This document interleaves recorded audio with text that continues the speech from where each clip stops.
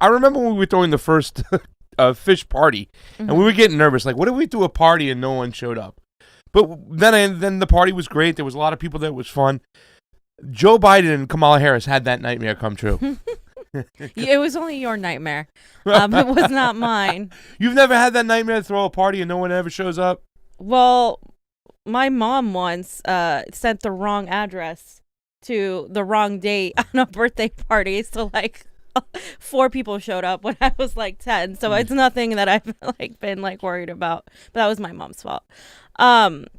So you posted this actually. Biden and Harris had a campaign event in Arizona, and the local press said that not one supporter showed up. Yeah. And I understand people are going to say, but COVID and all this other stuff, it doesn't make a difference. You know what I'm saying? When people are excited about a candidate, it could be a hurricane outside. They'll still go. I'll let Donald Trump, they're still going. Bernie Sanders, when it was freezing cold in Brooklyn and you couldn't even feel your fingers. People will go no matter what the circumstances if they're excited about you. Here, it doesn't seem like there's much excitement going on. And Arizona is interesting because Arizona is one of those battleground states. They feel that that's up for grabs. And this was the first time that Kamala Harris and Joe Biden got together since they announced they were running as the dynamic duo. Go ahead, Johnny. Going on, and I'm told by one of the Biden staffers, local staffers, is that they kind of kept the details about the visit as far as the timing and the exact locations, and pretty much all the people that we saw enter into the parking lot about 45 minutes ago were with the Biden-Harris campaign and the pool reporters. So you would expect to see, this is a pretty big event for the two of them to be campaigning together for the first time since the Democratic National Convention here in Arizona. We've established, our state has established itself as a battleground state, and so this is technically a big event, but not a lot of fanfare. So we're getting information about what's going on with these meetings from our national correspondent pool reporters, but from out here, you really can't tell anything much is going on. Biden-Harris campaign not releasing a lot of details about where these events are taking place and exactly when. Like I said, this is a huge event politically, but you can't tell by the outside of the Herd Museum. There's really not a lot going on here. Well, Ms. McCain spoke at the virtual Democratic National Convention, recalling the relationship Biden and John McCain formed during their Senate careers. She then formally endorsed Biden for president last month, praising his, quote, character and integrity. They're such That's all they can praise. Fam, now you've seen a Bernie event like where a lot of people don't know what's going on. They're waiting to hear. Then the information gets released. Then what happens? What do you mean? There's all right, Bernie's going to be in an event Saturday. He's going to be here Saturday, right. Sunday, Monday. We don't know when it's going to be Sunday, but when we hear, we'll let you know. Because they're saying they didn't release the information. They're trying to kind of protect themselves from the fact that it was just a horrible, disastrous moment that nobody shows up. But I just want to let you speak from experience because you know what it's like. And all of a sudden you'll hear boom, Bernie's going to be doing this. It's a pickup thing. How many people show up for those things if they are excited for that candidate? Thousands of people show up. I mean, even the criticism that I gave the Bernie Sanders campaign with at last minute changes and not really having their shit together when it came to putting the events together. They didn't let people know ahead of time. The media found out barely ahead of time. And even at those events, you had a lot of people show up. Now, it wasn't as much as 2016 in some parts. Because of the way they did it, but it was still thousands of people that showed up at the last minute. And people are going to say, oh, but it's COVID. I don't think so. I mean, you have people going out in mass protests. You had what Johnny's going to talk about later, the Lakers winning. I don't know, so many people out there last night in downtown LA. You have the Trump rallies without Trump, that people have every Saturday. Hundreds of people show up to those on the weekly basis. You have events where if people want to be there, they're gonna go, even with masks and stuff. They're gonna go. And to say that it's just because of COVID, I think it's ridiculous. We saw the other event where Bernie Sanders was speaking. for Joe Biden, campaigning for Joe Biden. And there was very few people in that event as well. And yeah, it was socially distant. But again, you're still going to have a lot of people who show up if they're excited. And there's literally no excitement for Joe Biden. This is the least amount of excitement I saw. I thought Hillary Clinton was a disaster when she couldn't fill up a gymnasium. When I say Hillary, that one lady by herself, there's like 12 people, and they're like, shut up, lady, just be quiet. And the reason why there's nobody showing up is because they have nothing to offer you. Yep. Fam, I think anybody who believes in these polls, when they tell you that Biden's way ahead of Trump. He's ahead of the other Biden, too. He's ahead of the other Biden, too, you know what I'm saying, in the other Rick and Morty universe. I think you're crazy, ladies and gentlemen, because this is not true. They are trying to gaslight you. They are trying to fool you with Fugazi polls. They're going to try to cheat their way into this whole thing because that's the only shot they got. There is zero excitement. But fam, since they have nothing to offer you policy-wise, because that's why there is no excitement, because now Joe Biden and Kamala Harris are trying to be the better Republican on the stage. They're letting people know 3 times and then tweeting it right after that they will not ban fracking, after saying they were going to ban fracking, that they will not defund the police while they're encouraging people to go out into the streets. We have a cool slow-motion video of cool-ass Joe walking in like a nice tailored suit here, fam. So this is going to get people rushing out to the polls. Look what they give you. And this has 3 million views.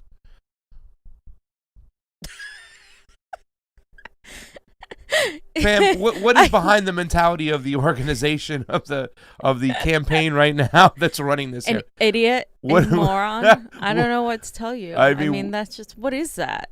That's like, Joe Biden. Joe Biden walking with his Requiem for a Dream, and he says, "Let's go vote, Dogs. America." Yeah, let's go vote for what? What are we voting for? Like literally, we're just voting for a guy walking slowly in slow-mo. Like, what is this? I mean, this guy is giving you nothing to vote for. I mean, really, to tell you the truth, this has to be a progressive nightmare of sorts. I know it is for me sometimes when I think about it. I keep saying to myself, I can't believe the Democrats are doing it again. If you think that this guy really legitimately won, then I'm just sorry for you. Really, really, if you're pushing this guy, all you idiots like Cenk Uygur and all these, I mean, seriously, this guy is just an empty suit. He's a literal empty suit. There's nothing he can do.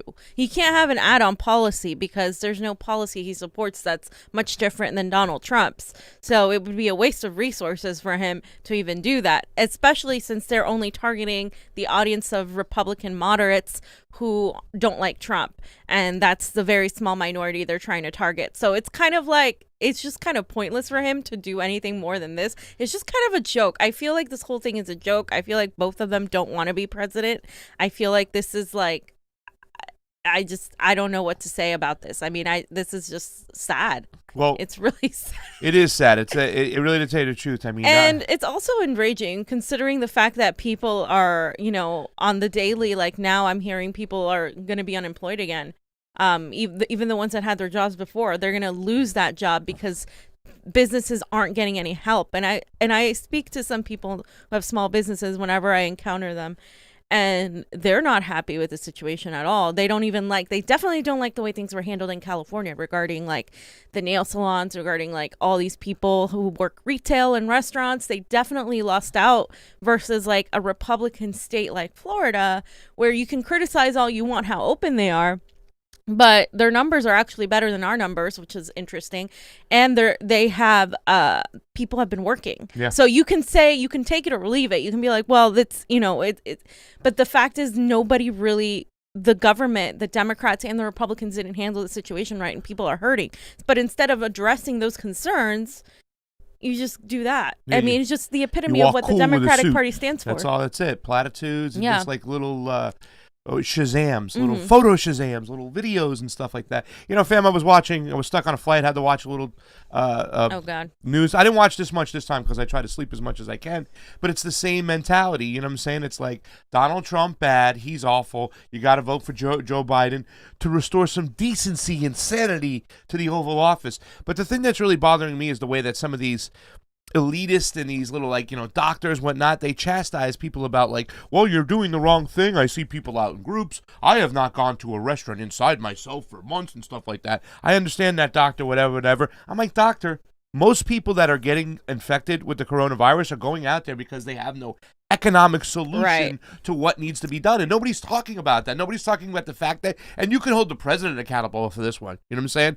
You can hold everybody in Congress accountable, even my good friend Tulsi Gabbard. You can hold Pelosi, the squad. Nobody brought forth any economic solutions before they kicked up a ton of money up to the top. And it's that slow-moving asteroid that has finally hit the earth, and I don't know what's going to come of this. I don't know what's going to come of this when it comes to renters. I don't know what's going to come of this when it comes to small businesses.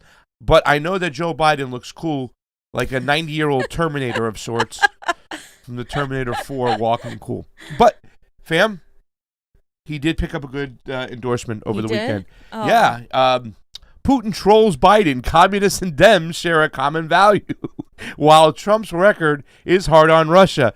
So pretty much what Putin did, and he is really, really trolling the Democratic Party right now and stuff like that. But he did want to point something out. And I just want to go to that third sentence where it starts off with Putin was speaking in terms of historic Soviet communism in a recent interview Wednesday detailed in Newsweek. The Democratic Party is traditionally closer to the so-called liberal values, closer to social democratic ideas, Putin began. So he started off right away saying that, like, not this Democratic Party, but he's still doing that, right? Because he's trolling them. You know what I'm saying? It's great. But I think it's something that we really should talk about too as well, because when we talk about the Communist Party, we talk about this demonization of Russia. We were kind of talking about it the other day. We don't want to necessarily put Putin on a pedestal. But the the Communist Party and what's over there, what Putin is all about. And if you see in that next sentence right below the picture, it says, after all, I was a member of the Soviet Communist Party for nearly 20 years, Putin added. I was a rank and file member, but it can be said that I believed the party's idea. I still like many of these left-wing values. So here he's talking about the left-wing values. Equality, right? You know what I'm saying? And I talk about, Putin. Putin had that kind of similarity when it came to Bernie Sanders, when he was strong for the working party, and he really wanted to fix equality. Putin doesn't like his oligarchs. We talked about this, Johnny. Remember the first time we had Sloboda? It's like, the oligarchs, they get the Americans in line over here. They get the Congress in line. The oligarchs give the Congress their marching order, but it's different in Russia. Putin tells their oligarchs to settle down, you know what I'm saying? And he keeps them in check. So, I mean, it's just a little bit different. And also, fam, look who left the tweet. If we have a little tweet down below over here, it's really cool. It's inside the article, John. I made fam watch this movie called True Believer. And it was an old school movie where James Wood played this civil rights lawyers that was now defending civil liberties for drug dealers. And then you had the big New York government, like the Cuomo type of government, like keeping, the immigrants down and throwing them in prison without, proper representation and framing them. And here comes James Woods to save the day. And at the end, I was like, fam, James Woods is a big Trump supporter now, and here's a little tweet he left. I thought this was Babylon, the Babylon Bee, but he was just talking. He was kind of pointing out now, like, oh, look at Biden.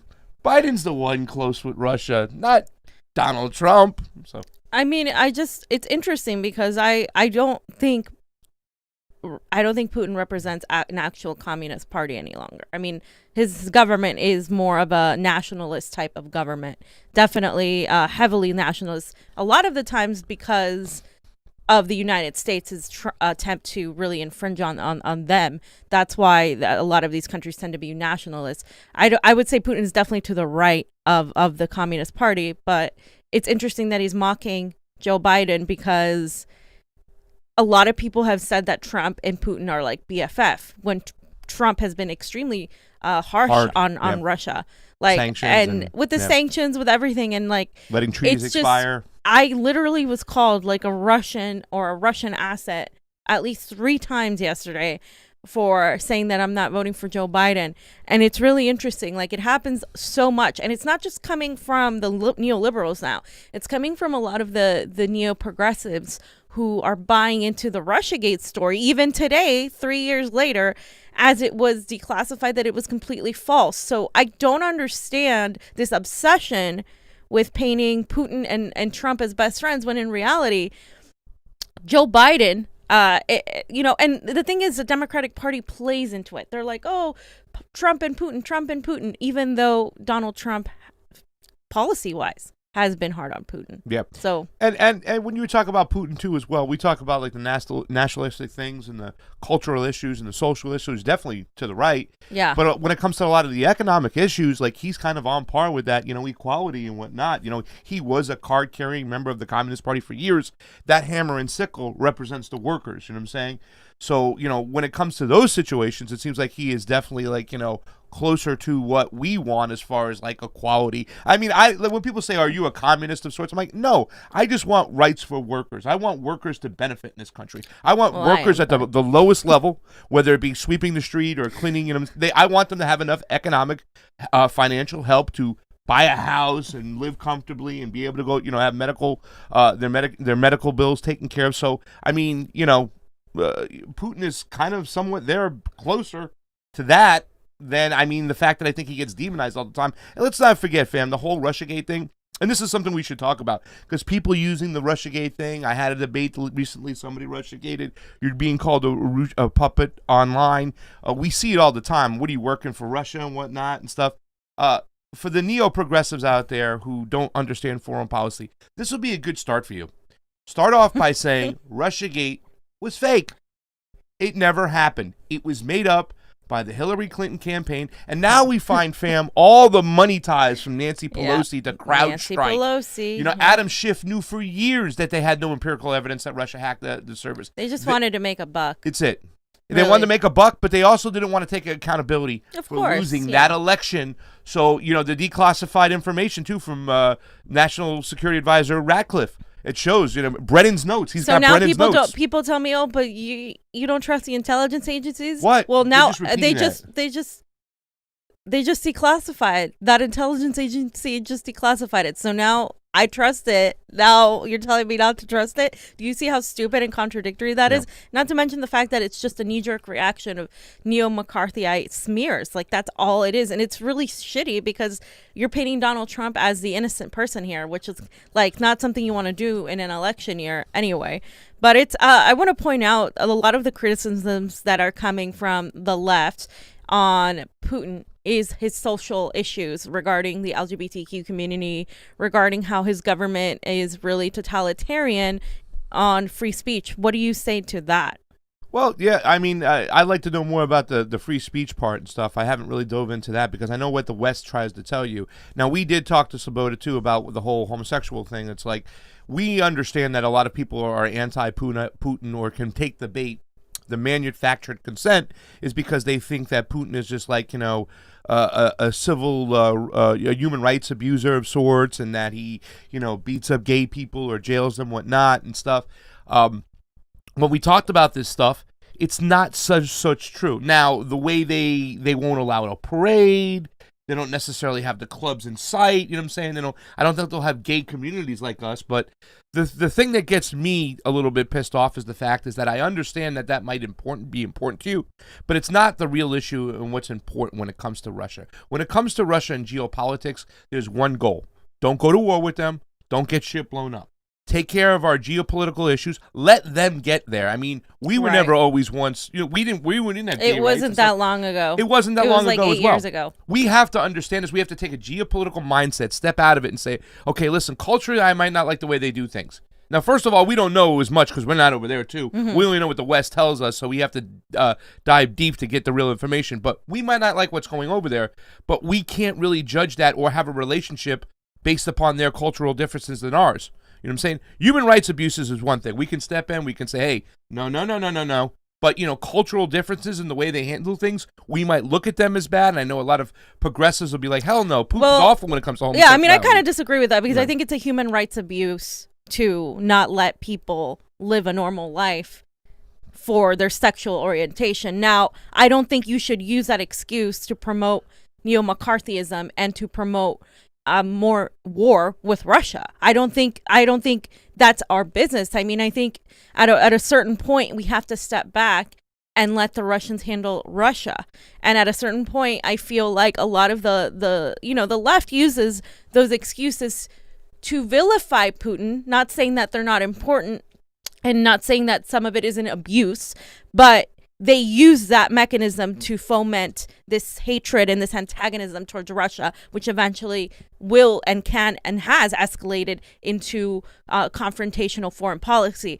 The two really, it's just weaponized, is what I'm saying. It's the liberals weaponize that, especially because they weaponize only social issues to really get things done. And so, like, to me, it's not okay that somebody like Putin is doing that. If he is doing that, I can't say that I know enough to say he is or he isn't, but what I can say is that it needs to stop being weaponized to use this sort of like anti-Russia propaganda, because if the United States is creating this McCarthyism and is creating these stories around Russia, I don't put it past them to also exaggerate the claims that are being made regarding how people live in Russia. So yeah, I we're a little bit different on that one, because like I said, I kind of weigh it out and whatnot, and I understand how people can, once again, I'm a compassionate person.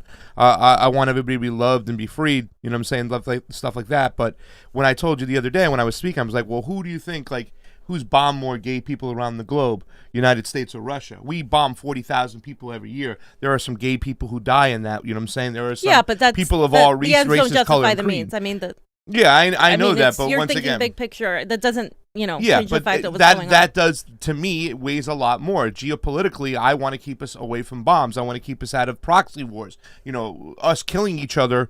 It has a lot more weight. We can't force our ways upon everybody else. We have to let them figure it out for themselves. If we show a peace-loving kind of mentality, then their ideology for homosexuality and the LGBT community will probably open up more if we show more compassion. But if we start starving people out and bombing people and killing people, who are we to say anything? About the way they. That's what I'm saying. You community. can't use it as an excuse to continue your attacks against Russia, but you also can't dismiss it as a non-issue. I just don't think it's our issue. Yeah. I think it's their issue. Exactly. And they put that issue, once again, it's like, well, this is that issue right here, and you're talking about actual, warfare and Cold War and NATO and stuff. This is a lot higher than that right now. Unfortunately, I don't want to sound insensitive. I don't want to, just push over it and gloss over it. But the main issue is, let's stay out of war with Russia because they have nukes. And I think that's the most important thing. You put this in here the other day? Hold on. Did we miss one? Okay, yeah. So Biden has been tokenizing Latinos and Black people for a very long time. His whole career. And the Democratic Party in general, right? The Democratic Party in general can only tokenize them and not do anything for them. So I wanted to post two things. One was Niko's status on that he posted this that resonates with a lot of what's going on. He said the hardest part about being a Black man in the quote progressive movement is that every day I have to listen to people pretend to care about the issues most affecting us to get a moral high ground on their political adversaries, knowing that they don't really give a shit about us. That is essentially a lot of people who have come at me or at a lot of us who are not voting for Joe Biden, saying you don't care about people of color, you don't care about immigrants. This is an example of how that is completely just horrible to use. And then a side-by-side comparison to how they do it. Because Sarcasm Stardust posted, this is disgusting. Politicizing these deaths this is pretty disgusting. To gaslight for Captain Crime Bill is fucking sick. And it is. Because look at what Michael Moore posted. He said, they are all on our ballot this year, okay? And you have Breonna Taylor, Philando Castile, George Floyd, Stephen Clark, Eric Garner. All of these people, okay, are their names of people who have been killed by the police in a very unjust way. Now, Joe Biden has literally said the same things that Trump has said regarding the protests. He'll start out by saying, yeah, we support peaceful protests, but we don't support riot and looting, and the people will be prosecuted, and blah, blah, blah. Joe Biden has also made VP Kamala Harris, who is the top cop, who is supported by so many police unions and the law enforcement. So it's interesting to me. They can't really oppose Trump on that. So they're trying to kind of do both. And it's really disingenuous. And when Michael Moore is using these dead Black Americans as fodder for political acumen is just disgusting. It's pretty bad. It is literally the epitome of what the Democratic Party does. They use people of color for votes, and they don't do anything for them, because the way to do things for them is to literally listen. Oh, we're not defunding the police. No, we're not going to give you money. We're not going to fix the situation, the economic situation that helps all working people, which is primarily a lot of people of color. So you're not going to address those situations. It's the same bullshit as the latte feminist movement that will give you like fancy hotels with RGB on the wall and golden tampons, but won't do anything to help working class women or the poor, who are mostly women. Like it's just this platitudes and no action, and it's really, I think a lot of us are sick and tired of seeing it. It's worse to me than often, like, if a Republican says, yeah, like, that those people are horrible and thugs, I can attack that, and I know that they're saying they're thugs, but you are weaponizing these dead kids, these dead men and women, to get political points. Yeah, and you talk about the platitudes, and I always keep on talking about the policy, and I've yet to have anybody tell me, and you see the way they're just exploiting the situation right here. It's disgusting. And you talk about the way I always say, hey, well, what about the 1994 crime bill? You want to talk about racism? You want to talk about systemic racism? You want to talk about criminal justice? Oh, but that was so many years ago. Oh, it's not. Yeah, that's it. But and they don't even understand what's in that bill and what it really does and how it really punished people of color. I talk about that one provision that it had all these Pell Grants, okay, that all these prisoners had across the country, so they can get a welding degree, they can get a plumbing degree, they can get some type of trade or whatnot, or just education, a college degree, whatnot. Well, in the 1994 crime bill, it pulled away those grants from those prisoners all across the country. Those programs folded overnight. That was Joe Biden who wrote that, and that, to me, is one of the most racist bills out there right now. So the fact that you always say, well, you're privileged if you don't vote for if you don't vote for Joe Biden, but don't you know his policies? Don't you know how racist they are? So what do you just want to use their name and whatnot? You want to go out there and say, oh, I'm against racism, vote for Joe Biden. How do you figure if you're not going to even look at his crime bill? And there's so many other bills. We could start talking about the Patriot Act, the first guy to talk about building a fence. It's disgusting, and they have been tokenizing, and this is the worst candidate, fam, that they could have put up when it comes to social issue, racial issues, criminal justice. He's a Republican. That's it. It's two Republicans competing on who's the best Republican. I mean, that's what this race has turned into. And Andrew Cuomo is another one. Oh, your boy. That has been kind of catered by reportedly Biden's campaign for a possibility of being the attorney general pick, which would make our situation just much, much better. That would be just amazing. So they're convinced that Andrew Cuomo could be considered for Joe Biden's attorney general. And so Cuomo chairs the National Governors Association, and they're hearing that Cuomo's orbit tells Axios that the governor is being pushed for a job and that Biden would consider him based on their long friendship.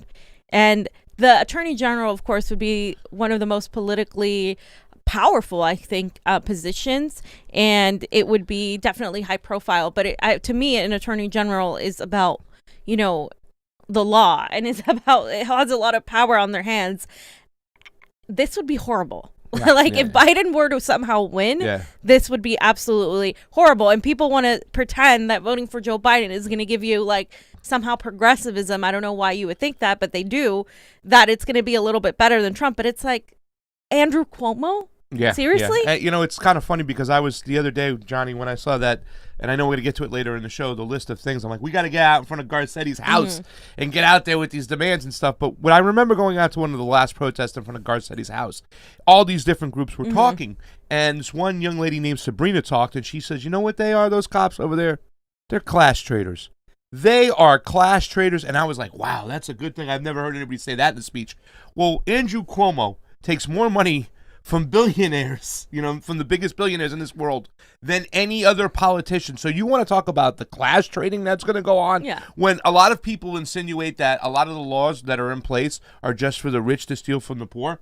Well, this is going to cement that. This is really going to laminate that. If you put a guy like Andrew Cuomo in there, watch out for the rich. They're going to be going into the pockets, and you, the poor, will pay. This is an awful selection, fam. This is an awful selection. Well, and it's not confirmed. Andrew Cuomo has denied it, but I just want to say that Andrew, like the AG would also be responsible for like things dealing with police brutality and all of the issues going on, racism, systemic racism, all these things. Andrew Cuomo hasn't been good on that at all. I mean, at all. So it's just a very sad state of affairs when the Democratic Party just continues to prove us right in how bad we think they are, because that's all they're doing. Like we tell you guys that it doesn't matter if you vote for Trump or Biden, because it's the same. They're part of the same oligarchy. Yeah. It's so thinking that the black community and that the minority community are going to somehow be better under Biden. Well, they're just showing you that's not necessarily the case at all, especially the working class people as well, because of what Pasta said, Andrew Cuomo's ties to billionaire oligarchs. Yeah, and you talk about listen, we live in California, go out to New York. These are the two biggest super Democratic controlled Congresses that they have, and a super majority of Democrats over there. There's homeless people under every single bridge. There's homeless people on every single bridge. The Democrats don't give a damn about you. They just act like they do because they got nothing else to give you. Their policies are awful. They're in bed with corporations, and they're going to screw you constantly. And Andrew Cuomo is not a good choice. I mean, just look at the homeless population in New York and California, and that's all you need to know. Yeah. Right? They got a super majority in here. And he's reportedly worse. He reportedly handled the coronavirus crisis worse than Gavin Newsom. So that just tells you the kind of Democrats that. Well, once again, they didn't care about any economic solutions to help you out. Zero. They never pushed for anything. They never did anything to make things, these little Band-Aid solutions like, okay, well, restaurants can't open up indoors. Let's give them a piece of the street.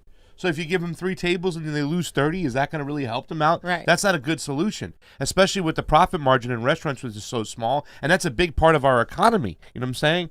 So, I mean, they picked winners and losers once again. They gave all this money to the corporations while giving nobody money down below. And once again, there's no surprise, fam. Do you have anything else to say about this? I just said just to lead up into the next topic, that the Democratic Party loses the small business class when they should have that. They should have those people supporting them. They lose them because of the way they don't understand the difference and how to really tailor and help small businesses, because they're too busy helping out corporations. And the Republican Party, sure, they can afford to do that because that's their base. But the Democratic Party is supposed to rip from that and actually be for the workers, be for the small business owners.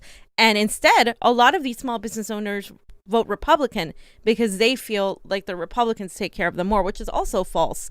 But that is an opportunity for the Democrats to really go in there and say, no, we're going to fight for this. We're going to fight for that. You get more protections because of your small business. And that just didn't happen during the coronavirus crisis. In fact, the opposite happened, where the vast majority of people giving money right away, some which had to return it because of public outcry, were corporations.